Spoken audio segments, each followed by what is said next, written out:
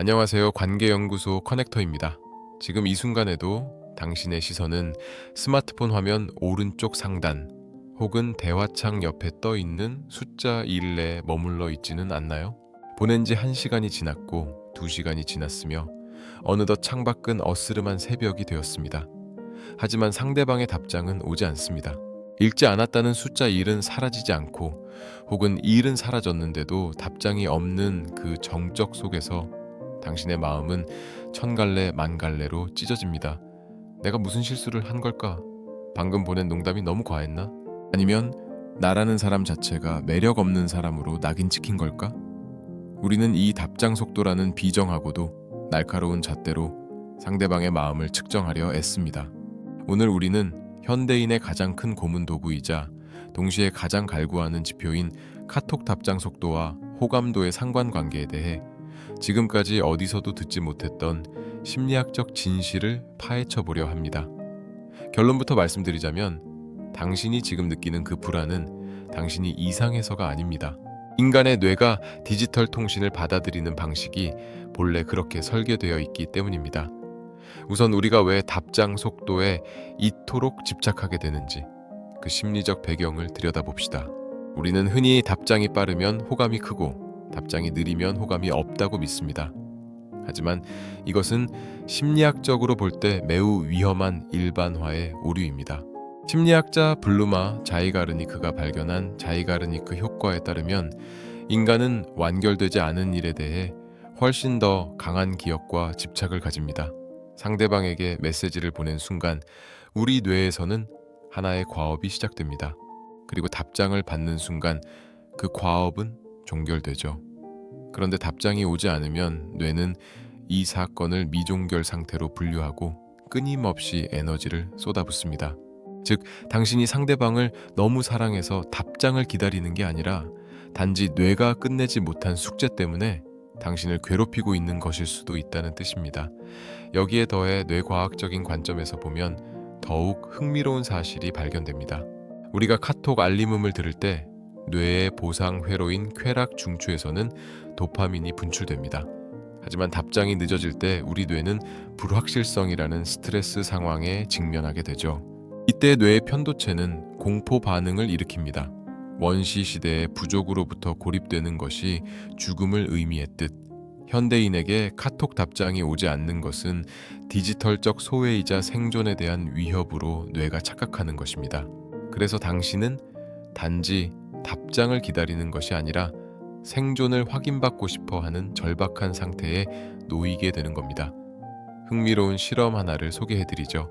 미국의 한 심리학 연구팀에서 진행한 실험에 따르면 일정한 간격으로 보상을 줄 때보다 불규칙한 간격으로 보상을 줄 때 대상자는 훨씬 더 강한 중독 증세를 보였습니다. 이것을 간헐적 강화라고 합니다. 상대방이 어떨 때는 1분 만에 답장을 하다가 어떨 때는 반나절이 지나서야 답장을 한다면 당신의 뇌는 그 불규칙한 보상 체계에 완전히 중독되어 버립니다.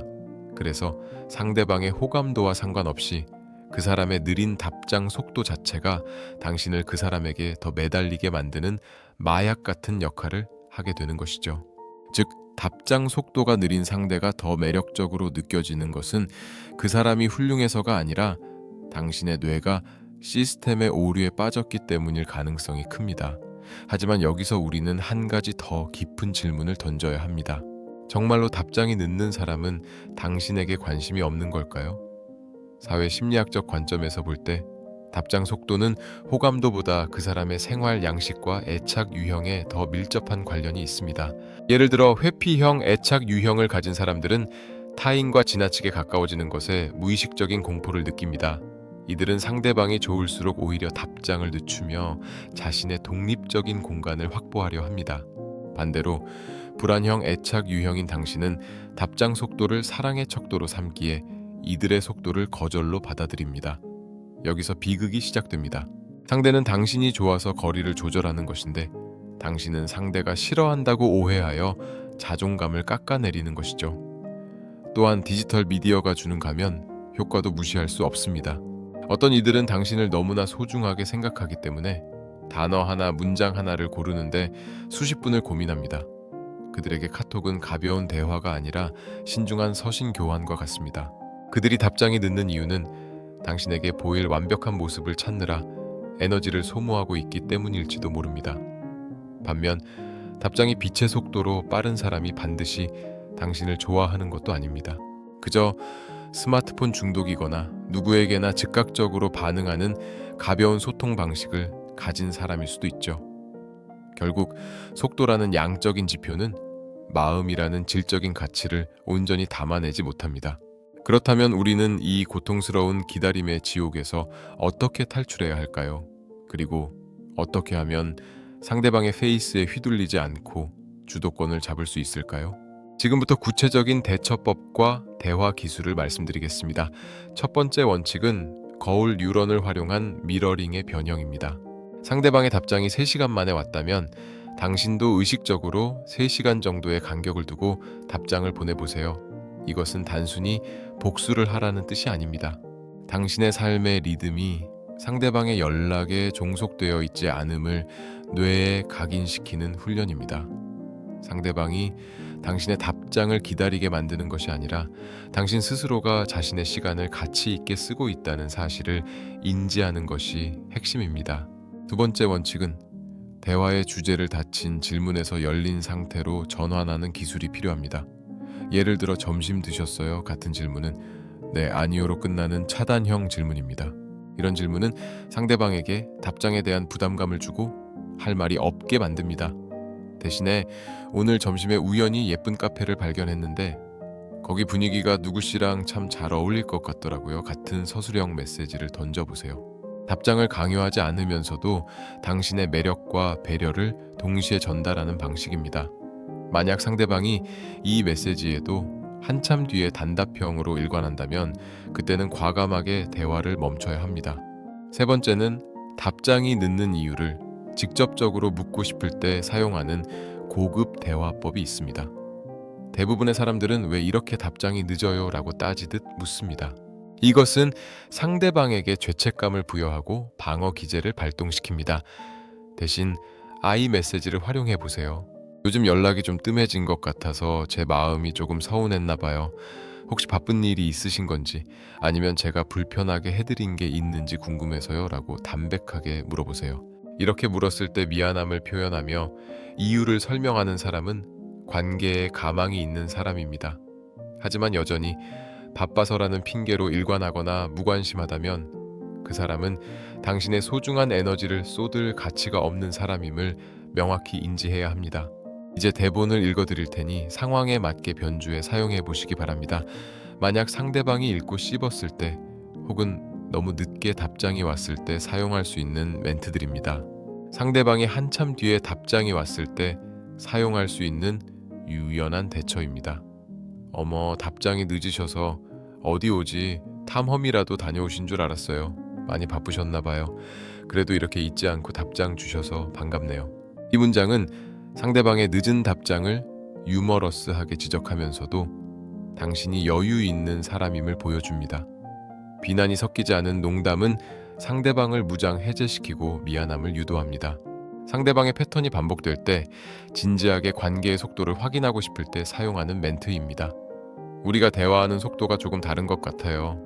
저는 연락을 중요하게 생각하는 편이라 기다림이 길어지면 마음이 좀 지치기도 하더라고요. 혹시 우리 연락 패턴에 대해 어떻게 생각하시는지 궁금해요.